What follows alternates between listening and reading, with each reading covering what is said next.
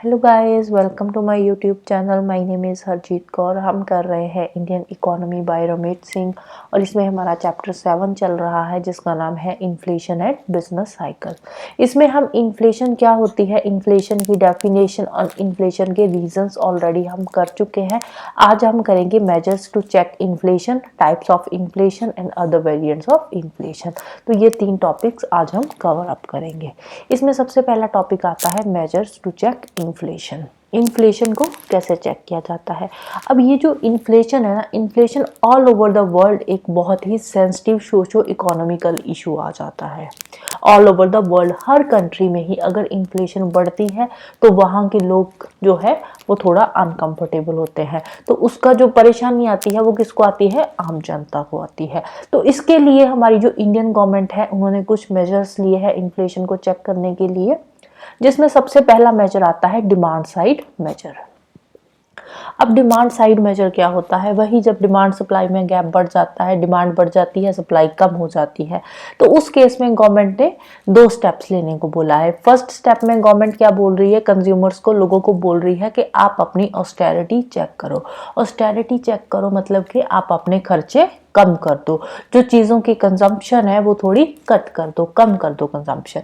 लेकिन अब गवर्नमेंट ने तो बोल दिया कि अपनी कंजम्पशन कम करो, अपने खर्चे कम करो, लेकिन कुछ आइटम्स के केस में ये चीज़ें पॉसिबल नहीं होती। कुछ एसेंशियल आइटम्स होती है और ये जो एसेंशियल आइटम्स होती है ना, इस केस में जो कंजम्पशन है वो कम करनी पॉसिबल नहीं होती। एसेंशियल आइटम्स कौन सी होती है, जैसे कि दूध हो गया, चावल हो गया, वीट हो गया, मिल्क, टी, ये सारी चीज़ें क्या है, ये एसेंशियल आइटम्स में आ जाती है। सॉल्ट हो गया, अब सॉल्ट तो चाहिए ना, ये तो बेसिक नेसेसिटी है लोगों की, भाई ये तो चाहिए ही चाहिए। तो ये जो एसेंशियल आइटम्स है, एसेंशियल आइटम्स के केस में जो कंजम्पशन कम करना पॉसिबल नहीं है।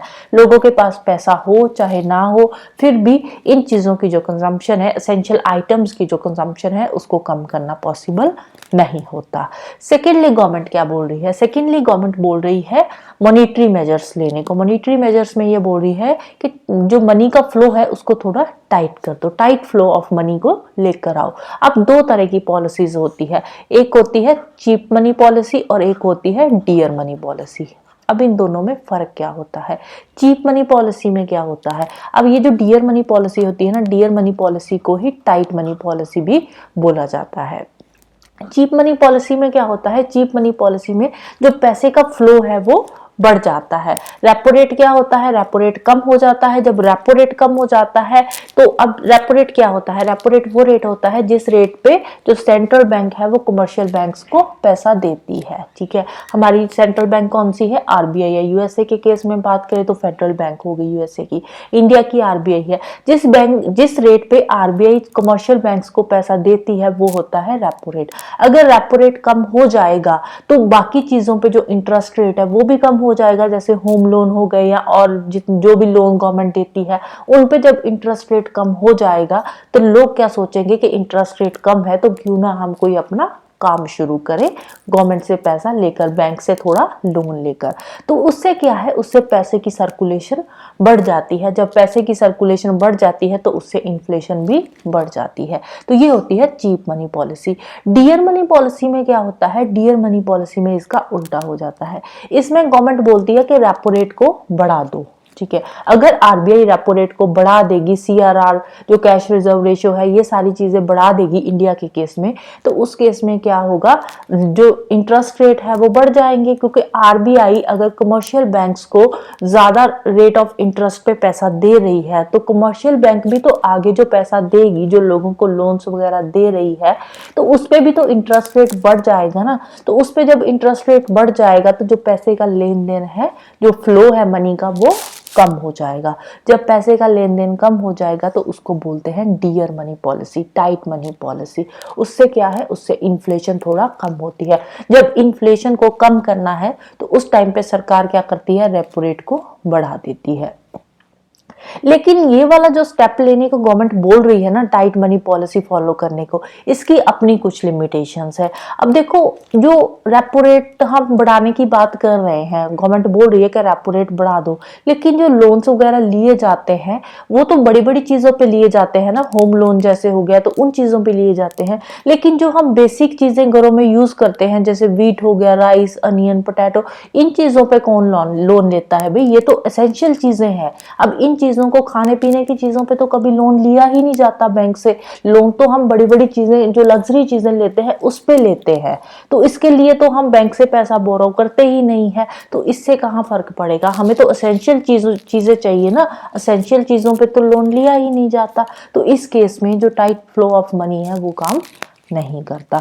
ये काम कहाँ पे करता है? ये काम करता है बिल्डिंग मटेरियल पे, जैसे होम लोन पे इंटरेस्ट लेना है, तो उस केस में ये जो स्टेप है गवर्नमेंट का वो फॉलो करता है। अब किसी ने घर लेना है, अगर इंटरेस्ट रेट कम होगा तो बंदा सोचेगा ही ना कि चलो भी घर लेना ही है, 2 साल बाद में भी लेना है, अभी इंटरेस्ट रेट कम है तो अभी ले लेते हैं। अगर इंटरेस्ट रेट पहले अगर 10% था, सपोज सरकार ने इंटरेस्ट रेट कम करके 7% कर दिया, तो बंदा क्या सोचेगा कि अभी ले लेते हैं, अभी 7% इंटरेस्ट रेट है, वैसे नॉर्मल 10% होता है, तो जो बंदा है वो होम लोन लेने में इंटरेस्टेड होगा। तो लोन जो होता है वो बड़ी बड़ी चीज़ों पे लिया जाता है, एजुकेशन पे लोन ले लिया, होम लोन ले लिया, तो ऐसी चीज़ों पे लोन लिया जाता है, राइट। फिर नेक्स्ट चलते हैं सप्लाई साइड मेजर पे। सप्लाई साइड मेजर में अब गवर्नमेंट क्या बोल रही है? सप्लाई साइड मेजर में होता है कि जो चीज़ें हैं उनकी जो सप्लाई है उसको बढ़ाना है। सप्लाई कम हो रही है कहीं ना कहीं, ठीक है। अब डिमांड और सप्लाई में गैप आ रहा है, तो उस केस में अब गवर्नमेंट क्या होगी? सप्लाई कम हो रही है तो गवर्नमेंट क्या बोल रही है? गवर्नमेंट बोल रही है कि अप स्केलिंग द प्रोडक्शन और इम्पोर्ट ऑफ द आइटम्स, कि आप या तो प्रोडक्शन बढ़ा दो या फिर उस चीज़ को इम्पोर्ट कर लो जिस चीज़ की कमी आ रही है, राइट। अब देखो, कई बार क्या होता है, सपोज जो हमारे पास शुगर है, शुगर की प्रोडक्शन कितनी है? शुगर 100 केजी कहीं पे सप्लाई हो रही है, ठीक है।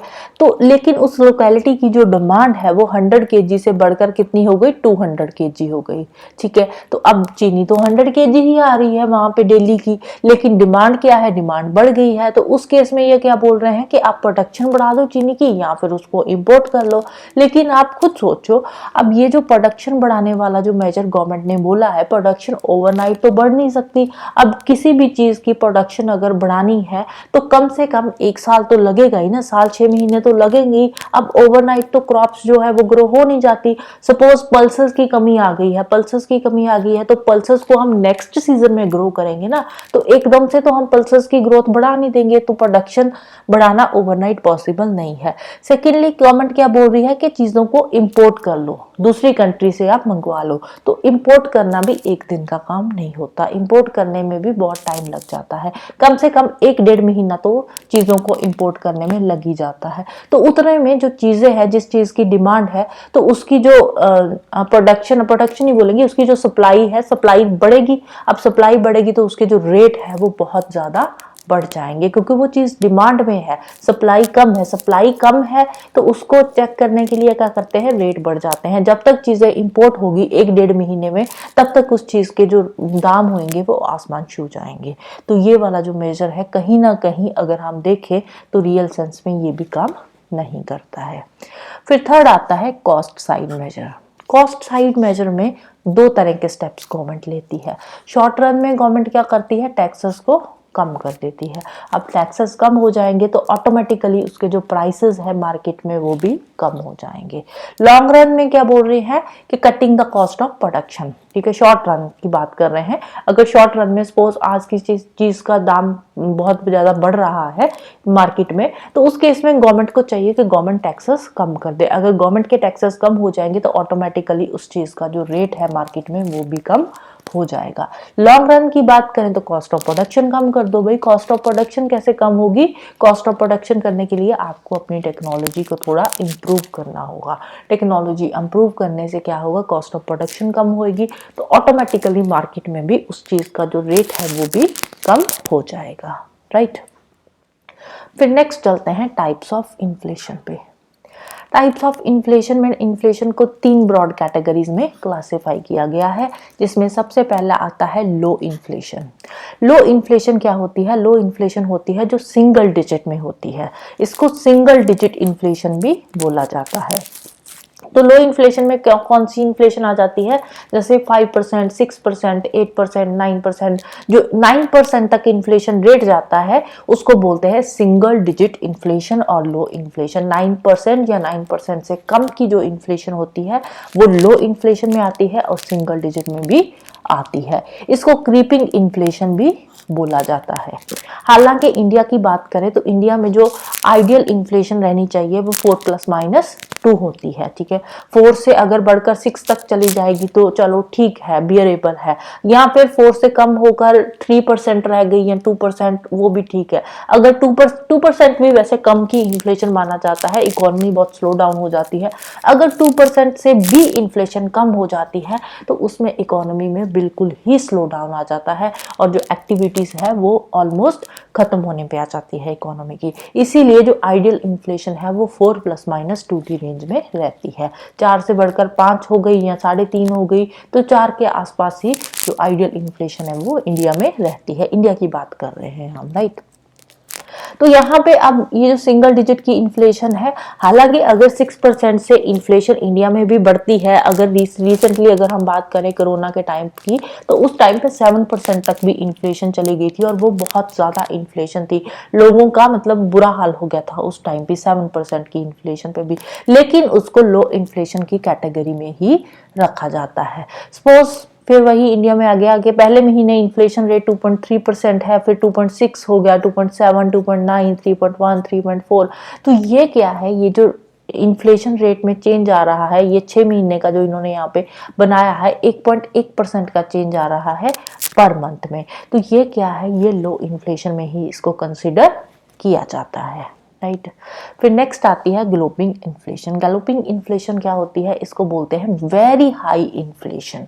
तो जो इन्फ्लेशन डबल ट्रिपल डिजिट में चली जाती है, डबल डिजिट में या फिर ट्रिपल डिजिट में चली जाती है, उसको बोलते हैं ग्लोपिंग इन्फ्लेशन। तो ये इन्फ्लेशन कहाँ से होती है? 10% से लेकर जो 999% तक की जो इन्फ्लेशन होती है वो आती है ग्लोपिंग इन्फ्लेशन में। जैसे कि 20% हो गई, 100%, 200% एक साल में इन्फ्लेशन बढ़ गई है, तो वो आती है वेरी हाई इन्फ्लेशन में और ग्लोपिंग इन्फ्लेशन में। इसके अलावा इसके और भी बहुत सारे नाम हैं, जैसे होपिंग इन्फ्लेशन हो गया, जंपिंग इन्फ्लेशन भी इसको बोला जाता है, रनिंग इन्फ्लेशन या रन अवे इन्फ्लेशन भी इसको बोला जाता है। और इसके ये जो बाकी के नाम है ना, इसको भी याद रखना जरूरी हो जाता है, क्योंकि यूपीएससी कई बार सीधा पूछ लेगी कि होपिंग इन्फ्लेशन क्या होता है, तो आप वहां पे सोचोगे ये तो हमने पढ़ा ही नहीं था, हमने तो ग्लोपिंग इन्फ्लेशन पढ़ा था, होपिंग इन्फ्लेशन क्या आ गया। तो ये इसके जो बाकी के नाम है इसको भी याद रखना जरूरी है। यहाँ पे लो इन्फ्लेशन में कई बार पूछ लेते हैं क्रीपिंग इन्फ्लेशन क्या होता है, तो क्रीपिंग इन्फ्लेशन में लो इन्फ्लेशन की डेफिनेशन ही आएगी। और ग्लोपिंग इन्फ्लेशन की अगर हम एग्जांपल्स की बात करें तो 1970s और 1980s के टाइम पे लैटिन अमेरिका की बहुत सारी कंट्रीज में ग्लोपिंग इन्फ्लेशन आई थी, लाइक अर्जेंटीना हो गया, चिले हो गया, ब्राजील हो गया। तो वहां पे जो रेट ऑफ इन्फ्लेशन था वो एकदम से बढ़ के 50% से 700% की रेंज में चला गया था। पहले 50% तक हुआ, फिर धीरे धीरे बढ़ता बढ़ता बढ़ता बढ़ता 700% तक वहां पे जो रेट ऑफ इन्फ्लेशन था वो हो गया था। रशियन इकोनॉमी में भी 1980s के टाइम पे जो ग्लोपिंग इन्फ्लेशन का जो था वो बढ़ी थी, एकदम से इन्फ्लेशन वहां पे बढ़ गई थी। फिर लास्ट थर्ड आता है हाइपर इन्फ्लेशन।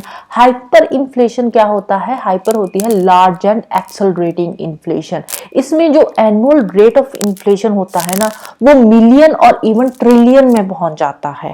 तो ये जो रेट ऑफ इन्फ्लेशन है ये वेरी लार्ज इन्फ्लेशन में आता है, मतलब इन्फ्लेशन एकदम से बहुत ज्यादा बढ़ जाती है, very short span of time में जो इन्फ्लेशन है वो बढ़ जाती है, ओवरनाइट ही चीजों के जो प्राइसेस है वो शूट अप हो जाते हैं। इसकी बेस्ट एग्जांपल है जर्मनी की। फर्स्ट वर्ल्ड वॉर के बाद जो जर्मनी में हुआ था वो क्या था? वो हाइपर इन्फ्लेशन थी। मतलब ये 2 साल के अंदर अंदर 1923 के एंड तक आते आते वहां पे जो इन्फ्लेशन था वो 36 बिलियन टाइम्स बढ़ गया था उस टाइम पे जब जर्मनी में। तो जर्मनी में उस टाइम पे इतने बुरे हाल हो गए थे कि जर्मनी की जो करेंसी थी ना ड्यूश मार्क, तो ये एकदम से इसका जो रेट था वो कम हो गया था, एक पेपर का टुकड़ा रह गया था जो जर्मनी की करेंसी थी। अगर किसी ने ब्रेड खरीदने जाना होता था ना, तो उसको ट्रक भर के पैसों का लेकर जाना पड़ता था, ट्रक भर के ड्यूचमार्क का लेकर जाना पड़ता था, तब उसको एक ब्रेड का टुकड़ा मिलता था। तो उस टाइम पे जो फ्यूल के प्राइसेस थे जर्मनी में वो भी इतने ज्यादा बढ़ गए थे कि लोग जितने पैसों में लोग वहां पे फ्यूल खरीदते थे ना, उतने में तो वो अगर वहां की करेंसी कोई आग लगा के खाना बना ले तो वो भी उससे सस्ता ही पड़ता था। तो उस टाइम पे जर्मनी में इतनी ज्यादा इन्फ्लेशन बढ़ गई थी। इसके अलावा बोलीविया की इन्फ्लेशन बोलीविया में आई थी 1985 में, यूगोस्लेविया में 1993 में आई थी इन्फ्लेशन, और उसके अलावा लेटेस्ट एग्जांपल वेनेजुएला में 2019 में, जिम्बाब्वे की करेंसी बिल्कुल ही वर्थलेस हो गई थी 2008 में। 90 billion trillion % inflation rate Zimbabwe का बढ़ गया था 2008 में। तो ये जो कम एकदम से जो करेंसी गिरती है ना, एकदम से जो इन्फ्लेशन बढ़ जाती है किसी कंट्री की, तो उससे क्या होता है, उससे उस कंट्री की जो डोमेस्टिक करेंसी होती है ना, डोमेस्टिक करेंसी एकदम से गिर जाती है। तो अब लोग क्या करते हैं अब ऐसी सिचुएशन से बचने के लिए? आजकल जो लोग हैं वो थोड़े एजुकेटेड है, तो वो पहले से ये सब चीजें मानकर चलते हैं कि आने वाला टाइम पता नहीं कैसा हो। तो लोग इस ऐसी सिचुएशन से बचने के लिए क्या करते हैं, वो पैसे की और फॉर्म बना लेते हैं। उसके बदले में क्या करते हैं, पैसे के बदले में कोई फिजिकल एसेट खरीद लेते हैं, या गोल्ड खरीद लेते हैं, या कोई फॉरेन करेंसी खरीद लेते हैं, सो दैट कि इन केस फ्यूचर में इन्फ्लेशन रेट बहुत ज्यादा बढ़ जाए तो उनके पास कोई ऐसा एसेट हो जिसका रेट भी साथ ही साथ बढ़ जाए। क्योंकि अगर आप कोई फिजिकल एसेट खरीदोगे तो उसका रेट भी इन्फ्लेशन के साथ बढ़ेगा। अगर आपके पास गोल्ड है, आपने गोल्ड में इन्वेस्ट किया है, तो इन्फ्लेशन बढ़ने के साथ साथ जो गोल्ड के प्राइसेस है वो भी बढ़ जाएंगे। तो ऐसी सिचुएशन में फिर आप क्या करोगे कि गोल्ड के बदले में करेंसी ले लोगे, राइट। फिर नेक्स्ट बात करते हैं अदर वेरिएंट्स ऑफ इन्फ्लेशन की। अदर वेरिएंट्स ऑफ इन्फ्लेशन में सबसे पहले आती है बॉटलनेक इन्फ्लेशन। बॉटलनेक इन्फ्लेशन एक तरह की डिमांड पुल इन्फ्लेशन ही है।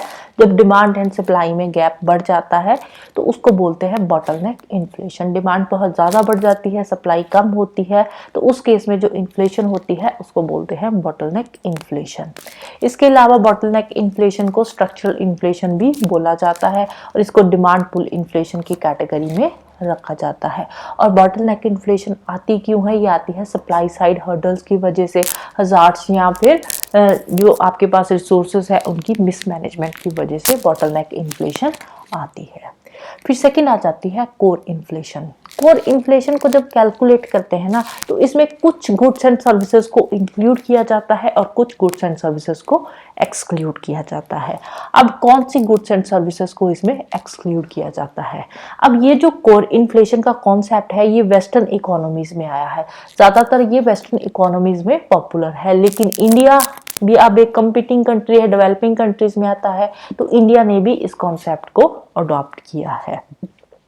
तो कोर इन्फ्लेशन में गुड्स एंड सर्विसेज का प्राइस कितना बढ़ा है वो सारी चीजों को देखा जाता है, लेकिन इसमें एनर्जी और फूड आर्टिकल्स को एक्सक्लूड किया जाता है। जब कोर इन्फ्लेशन का रेट निकाला जाता है तो उसमें सारी गुड्स एंड सर्विसेज इंक्लूड करी जाती है, एनर्जी एंड फूड आर्टिकल्स को छोड़कर। अब हमने जब लास्ट वीडियो में हमने पढ़ा था उसमें हमने बोला था ना कि अलग अलग कैटेगरीज होती है, जो गुड्स होती है ना, गुड्स को अलग अलग कैटेगरीज में रखा जाता है। जैसे कि जो खाने पीने वाली चीजें होती, ग्रोसरी वाली, उसको फूड आर्टिकल्स में हमने ले लिया। जो हमारी एनर्जी वाली चीजें आ गई, सपोज गैस वगैरह हो गया हमारा, पेट्रोल, डीजल, इवन के इलेक्ट्रिसिटी हो गई, ये भी एनर्जी में आती है, तो इसको हमने फ्यूल कैटेगरी में ले लिया। तो जो कोर इन्फ्लेशन जब निकालते हैं तो इसमें हम सारी गुड्स एंड सर्विसेज को इंक्लूड करते हैं, एनर्जी एंड फूड आर्टिकल्स को छोड़कर। इंडिया में जो कोर इन्फ्लेशन का कॉन्सेप्ट था ये फर्स्ट टाइम यूज हुआ था 2001 में। तो इंडिया में जो कोर इन्फ्लेशन का अगर हम देखें कॉन्सेप्ट तो ये इतना ज़्यादा यूजफुल नहीं है। तो कोर इन्फ्लेशन हम मेजर कर लेते हैं लेकिन इतना ज़्यादा इंडिया में यूजफुल नहीं है। इंडिया में जब कोर इन्फ्लेशन निकाली जाती है तो इसमें food, fuel, light, transport and communication को एक्सक्लूड किया जाता है, राइट। तो इसके अलावा जो बाकी चीज़ों की इन्फ्लेशन है वो आ जाती है कोर इन्फ्लेशन में, right. So this is all about today. Next हम इन्फ्लेशन से रिलेटेड और टर्म्स को पढ़ेंगे। तो जाने से पहले वीडियो को लाइक कर देना, शेयर कर देना और चैनल को सब्सक्राइब कर लेना। Thank you, bye bye and have a nice day.